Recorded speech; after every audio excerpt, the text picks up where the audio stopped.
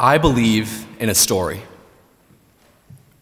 A story that began in 1630 on the Arbella, when John Winthrop told his fellow countrymen that their new colony would be a shining city upon a hill, with the eyes of all people upon us. A story that continued in 1776 with our Declaration of Independence and our belief that all men are created equal. And a story that became embedded in our national being when our forefathers proclaimed in the Constitution that we the people would write the future of this great nation.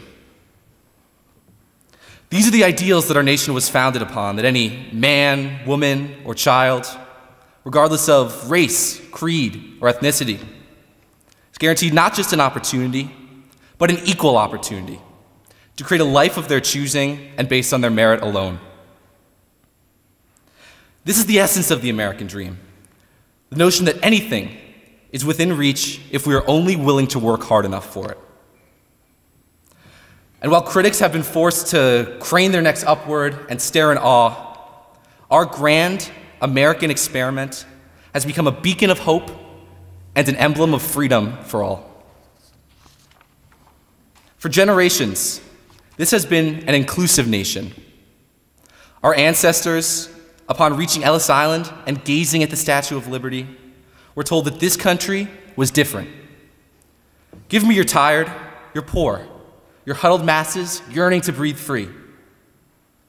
And here, due to our commitment to morality and the middle class, a better life was possible. But the heroes in all stories worth telling must be prepared to deal with adversity. In 1971, future Supreme Court Justice Lewis Powell argued that business leaders should turn their financial power into political might in order to have their interests represented in Washington. The result? An era in which a wealth chasm exists between the 1% and the 99%, so large that it threatens to tear this nation apart. From 1998 through 2010, business interests outspent labor on lobbying by nearly a 60-to-1 advantage. In 2010, while in the midst of the economic recovery, the top 1% captured 93% of the nation's economic gains. Worse still, the median income in 2012 was the same as it was in 1989, while the top 1% has seen its income triple during the same period. In other words, none of the wealth that this country has created in the past 20-plus years has gone towards improving the lives of ordinary Americans. Being part of the middle class in America today brings neither the economic security nor the promise of a better future that it once guaranteed. Among developed nations, only Britain and Italy trail our beloved land of opportunity in social mobility, and today, America has the highest level of income inequality of any industrialized economy. How could a country founded on the self-evident truth of equality have drifted so far from its values? America today not only betrays the past, but also faces an uncertain future. Looking backward, we find ourselves failing to realize the ideals implied by Winthrop's city upon a hill. Looking forward, we see threats to our long-term prospects for economic prosperity and flaws in the economic engine that has made America the most productive economy the world has ever known. The once vibrant American middle class, from where our true job creators have always emerged, is too weak to support the type of consumer spending that has historically been proven to drive economic growth. It is no coincidence that the last era of enormous income and wealth inequality, the 1920s, led to the Great Depression. Not only does economic inequality lead to economic instability, but also to political inequality and a broken decision-making process, which, unfortunately, we see every day by observing who Washington works for. Here's a hint. It's not you, and it's not me, and it's not everyday Americans. Our story of hope and aspiration, of equality and freedom, is coming to a close.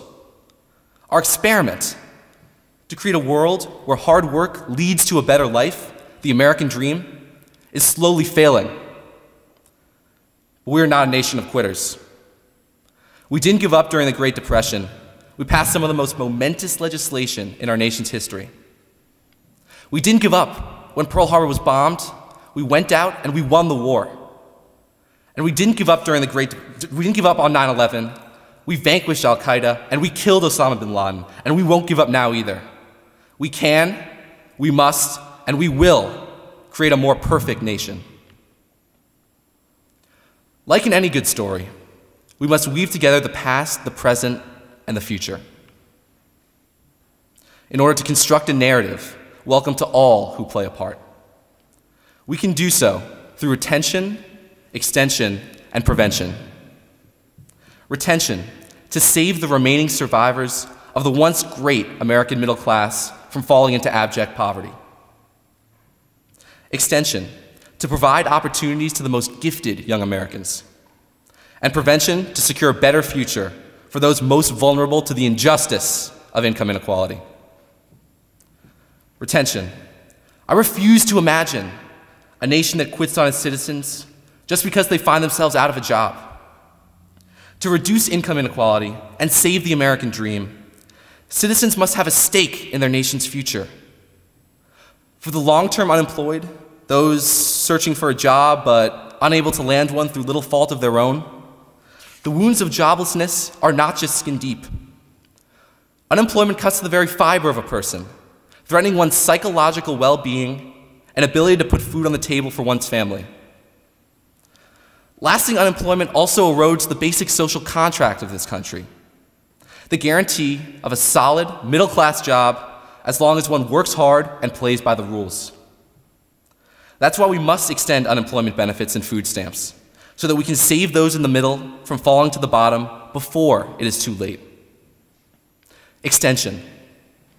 The Student Loan Fairness Act will soon stand before the House of Representatives and embodies a golden opportunity to save the American dream.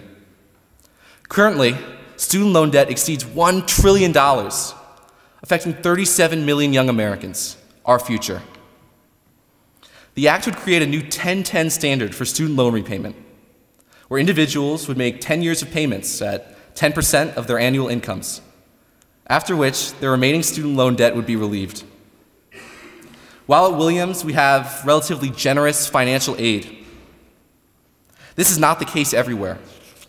Indeed, these spiraling debts are crippling and bankrupting a whole generation of students who are simply trying to grasp a piece of the American dream by going to college. Let's give these people the opportunity to hit the ground running rather than having their hands tied behind their backs at the outset. Simply redistributing our economic pie will not do. We must create a bigger pie, but do so in a way that meets the needs of all Americans. Reducing student debt will encourage college graduates to work hard to realize their dreams, creating a workforce with the skills to be productive in a modern economy. Though this may not end wealth inequality, it's a start towards reclaiming the American dream for more than 37 million student loan borrowers by reinvesting in what makes America great, its people. Sign a petition for this bill and contact your congressman today. Prevention. It is a simple fact that education both boosts productivity and enlarges opportunities for all. However, American education policy has gone wrong in that it simply does not start soon enough. While people tend to focus on the college graduation rate as a barometer of a successful education, the reality is that a child's education is not so easily measured and is often determined long before children traditionally begin schooling. High-quality, universal pre-K is both a moral and an economic imperative. Moral, because all children deserve access to a proper education, regardless of birth. And economic, because these programs for middle-class and disadvantaged children would more than pay for themselves through increased worker productivity, lowered healthcare costs, and improved educational outcomes. Programs aiming solely to retrain adults are simply too little, too late. Instead, we should work to create rather than remediate by investing in universal pre-K today. The only way to ebb the rising tide of income inequality will be through our collective willpower as a nation, as a people unified through the shared promise of a brighter future. Solace from income inequality will not come through vilifying the wealthiest 1%. They earn their wealth by working hard just like everybody else. It is wrong, too, to criticize our most impoverished for being dependent on government when, in reality, a small break here or there can make all the difference between starvation and splendor. It is the job of government to give those most in need support when they need it most, to greet every citizen with a helping hand rather than a clenched fist. This is not to say that our government should simply give money away or overly burden the rich to provide for the poor, but the government should work hand in hand with the private sector to grow our economy and make sure that every citizen has a stake in that growth. The only way that the fortunes of the middle class will improve is by favoring economic policies that make us all better off. To make sure that the wealthiest aren't prospering at the expense of the middle class, but at the behest of the middle class.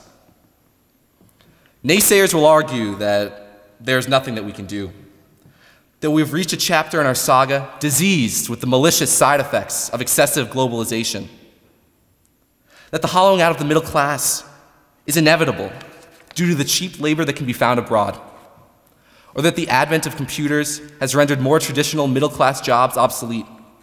Of course, a functioning free market is essential to our continued success as a nation. But to deny the fact that the free market, operating with complete autonomy, produces less than desirable outcomes on occasion is the equivalent of lunacy. The excesses of the free market can be just as notorious as the inefficiencies of state-run economies. As we saw in the 2008 financial collapse, a government working with the free market can save millions, if not billions, from total ruin. Government is not the enemy. Our only enemies are those who believe that our government, acting on the interests of the people, cannot create a better America, a more perfect America. And while it is true that the levels of relative equality reached in the 1950s may well be behind us, it does not mean that we cannot try. It does not mean that we should refrain from improving the lives of millions. And it does not mean that every single person born in the United States of America today cannot be guaranteed equality of opportunity regardless of their birth. We are not a collection of red states and blue states, but a collection of red, white, and blue states. This is not a partisan issue. This is about restoring the vision of our founding fathers of an inclusive nation, faithful to morality and the middle class. A country dedicated to equality of opportunity for all, and not for a small minority. We are now the ones writing our story. And if I know anything about American culture, it's that this country likes a happy ending. Let's write one together. Thank you.